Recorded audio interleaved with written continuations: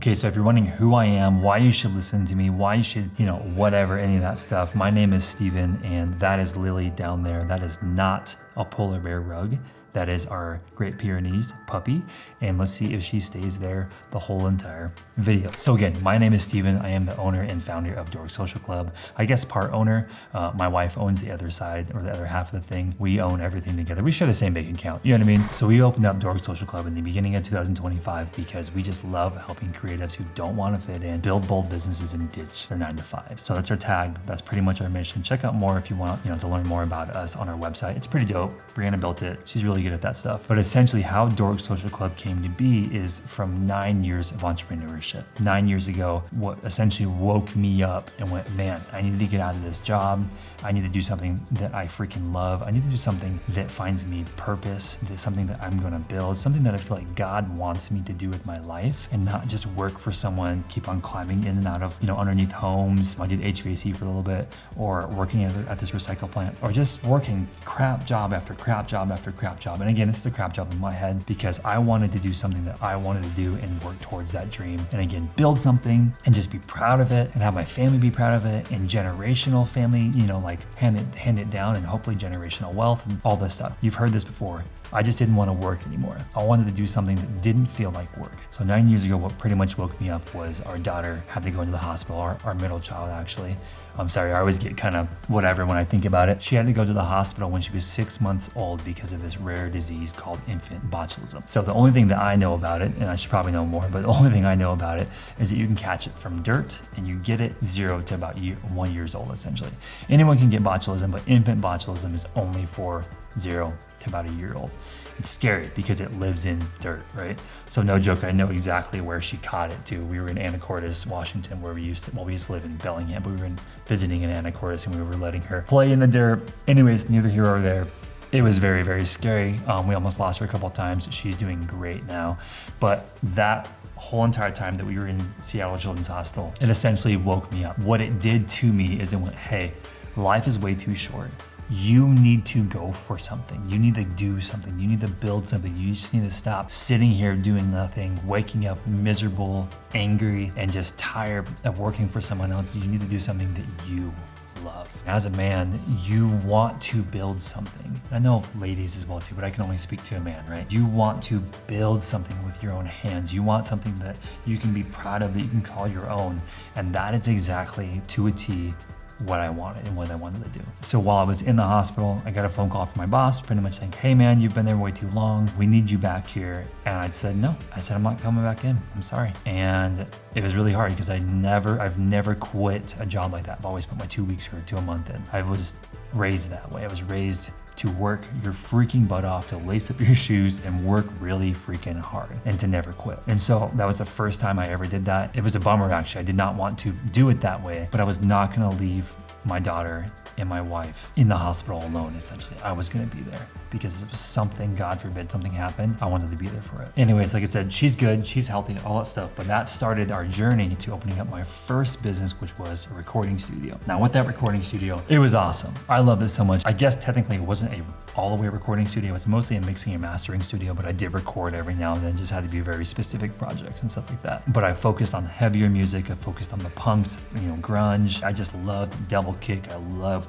gnarly music. I still love it. But with the main issue when I first took the leap is I had no idea what to do. I had literally no idea how to get an LLC or how to market myself or how to bring in clients or, what branding was or what, different foundational elements are for a business. I had no freaking clue what any of that stuff was. And so I started digging into that and I started realizing, man, I love this stuff. Business as a whole is freaking cool. It's kind of funny saying this, but it's very simple. You do these 5 things over and over and over again, and you focus on the one thing that you love, and you just keep on doing this. So your dream, do these 5 things, dream, do these 5 things, dreams, and business will just start working. And again, it does not matter what type of product that you offer, it will just start working. If you're fulfilling a need and you do these 5 things, it will just start working over and over again. And so once I figured that out, I went, man, this is awesome. And then all of a sudden, bands start asking me for help. Well, wait, I kind of want to do this, full time, this band thing. Well, how do I do this? And I go, oh, well, you should try this. Oh, holy crap, that person or that band just booked a pretty big, gig.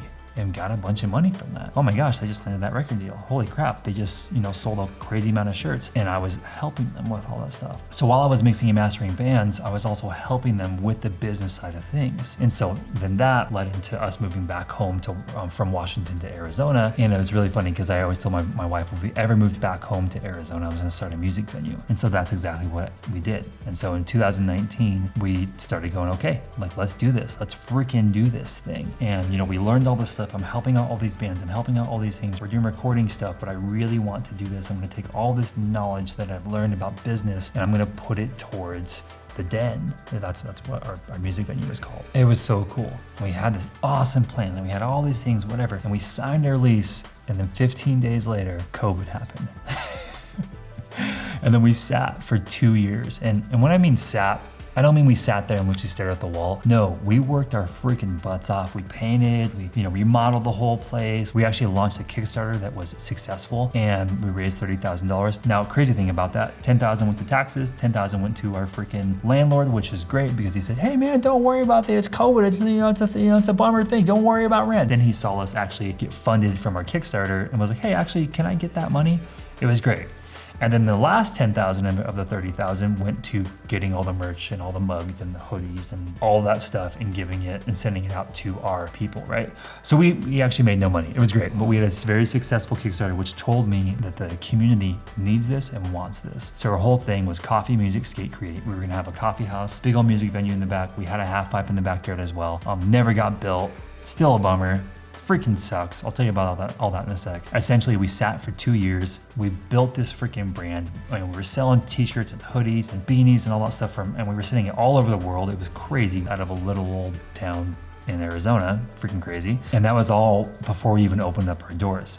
We built this brand before even actually opening up our physical location. And so year 3, I was like, hey, we're doing this. We have to make money. We have to open up our doors. We at least need to have shows while we build out our coffee shop. So shows went very successful. Booked that place out so many freaking times. It was awesome. Community showed up. It was really crazy. Again, it was really cool, like learning all these different things and then putting them into practice and then seeing them work. Actually building a brand that connected with people, like a product that connected with people. Like it was just the freaking coolest thing ever. And then all of a sudden, people asking me for advice and other venues asking me for advice. And hey, how should we do this? How should we do that? Like what should we do here? It was crazy. It was crazy to see what was happening with this, right? So now we're on middle year 3, whatever the case is. We weren't doing well with funding. We weren't doing well with, staying afloat because we sat for so long. We acquired a bunch of debt, trying to build out this coffee shop. And so investors, all that stuff, dropping out, the whole thing, just a nightmare.